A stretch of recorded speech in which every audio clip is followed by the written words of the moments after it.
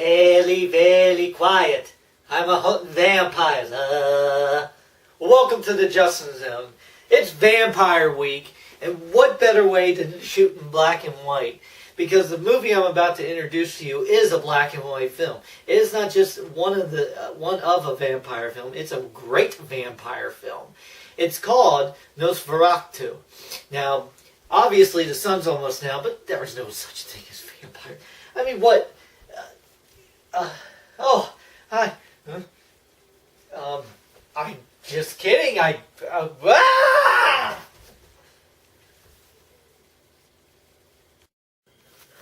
hi. Welcome back to the Justin Zone. What's this? Just a little love bite. Oh, come on, I'm just kidding. I didn't really get bit by a vampire. Gotta sell it, though. Okay, yes, so today's movie we're talking about. It's called Nosferatu. Nosferatu was done in 1922. This was at the era when they started making films. Hold on, let me turn this down a little because it is a little loud.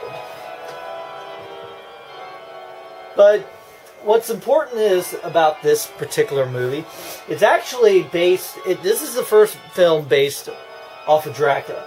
As I said, from the novel Bram Stoker. Now, what's interesting, I'm going to go through at least one member of the cast. Now, they do call him Count Dracula the Vampire. Some refer to him as Count Orlok, or, stuff like that. But what's interesting is this name right here. This name you will only hear in this movie. His name's Max Shrev, or Shrek, something like that. Let's just say that when you see him in this movie, you're like, does he really look like that? Yes, he actually does look like that. When they found this actor, they didn't realize it. And there was actually a film that was done about the making of this movie. Because it was under suspicion that Max Shrek really was a vampire. I don't think that's true. Now, we're not going to skip. We're going to skip through some of the course. Now, what's interesting about this is, yes, there's no talking in this movie. And you gotta remember, back then, this was the B-movie of, the B era of movie making. Now, this right here, this is creepy, because that's Max Shrek right there. He actually played a bunch of different characters. Now, the story is this guy right here, he's like some kind of insurance agent or something, or, the guy wants to buy land in America, so he goes to Transylvania.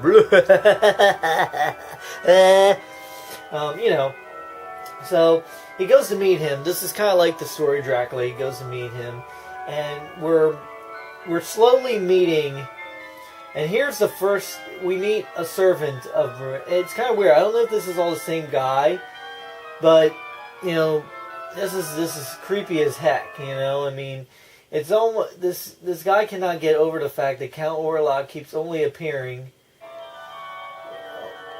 See, and it's weird. It's like you're meeting him for the first time, and it's like, yes, there's no sound, there's no anything.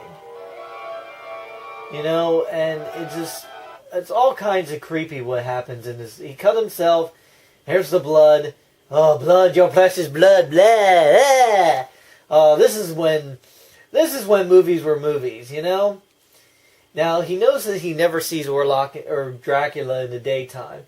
He worries about getting bit. They told him not to even come up here. He's like, hey, where's blah, blah, blah, blah. And, of course, he talks about his beloved, wife.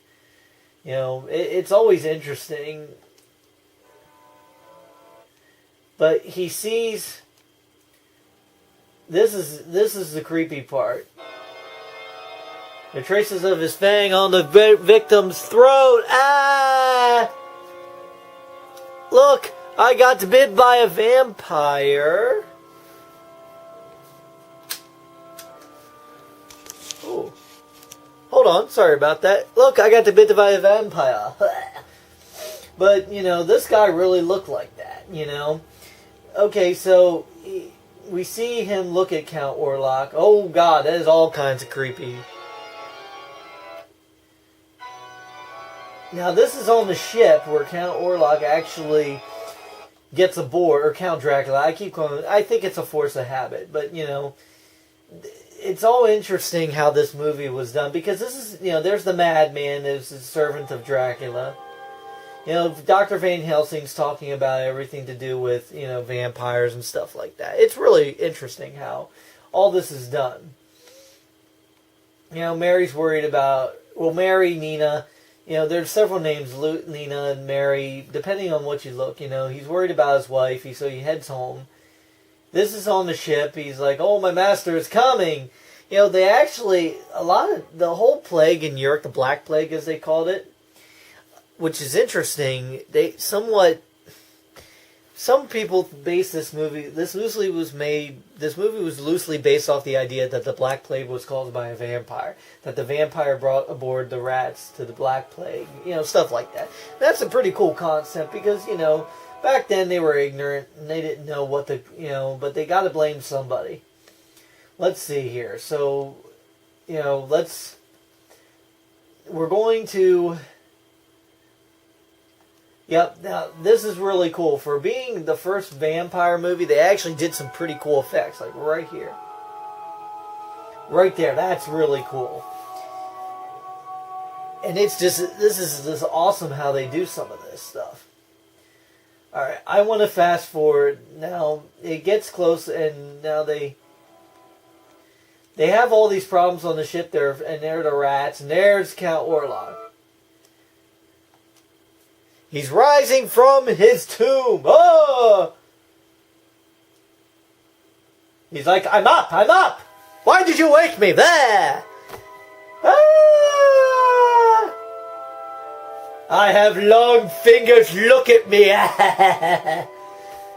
Oh, they are just all scared of this guy. He is just like all kinds of afraid. He's like, why are you scared?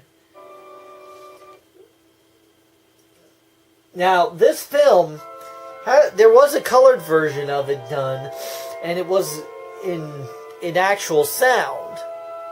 It was actually done in actual sound.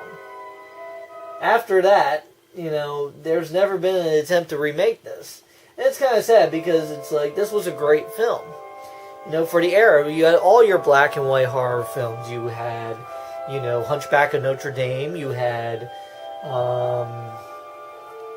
Phantom of the Opera.